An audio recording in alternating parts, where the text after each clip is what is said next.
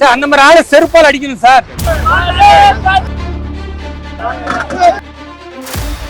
காவல்துறையிட்ட ஒன்னே ஒன்னு என்ன கேட்கறேன்னா, வேலூர் இப்ராஹிம் மத நல்லிணக்கத்துக்காக திருப்பரங்குன்றம் போனா அதை நீங்க தடுக்கிறீங்க.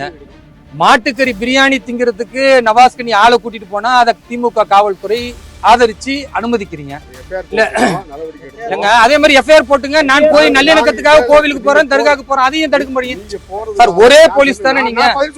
சொல்லுங்க சொல்லுங்க. நீங்க அங்க போறதுனால சட்டம் ஒழுங்கு பாதிப்பு ஏற்படுது நாங்க எதிர்பார்க்கிறோம். அப்ப வந்து ஏன் சார் நான் கேக்குறேன், இந்துக்கள் வந்து இழிச்சவாயனா மாட்டுக்கறி பிரியாணியை வந்து நவாஸ்கனி சாப்பிடும் போது அப்ப சட்டம் ஒழுங்கு ஏற்படாது. வேலூர் இப்ராஹிம் போய் நல்லிணக்கத்தை பேசுற சட்டம் போடுமா சார்? இது எங்க உரிமை சார், இது எங்க கடமை சார். என்ன சார் இது அநியாயம் இல்லையா சார்? சார் நான் கேக்குறேன், ஒரு ஹிந்து வந்து ஒரு மாட்டுக்கறியை சார், ஒரு ஹிந்து பன்னிக்கறியை கொண்டு போய் பள்ளிவாசல் சாப்பிட்டா ஒத்துக்குவீங்களா? ஒத்துக்குவீங்களா நீங்க? சார் அப்ப நவாஸ்கனி எதுக்கு சார் நீங்க தடுக்கல?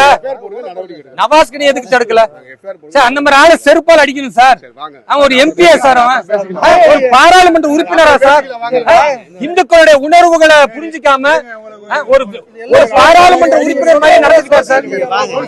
இவனுடைய செருப்பால கட்டி அடிக்கணுமா நமங்க? அடிங்க.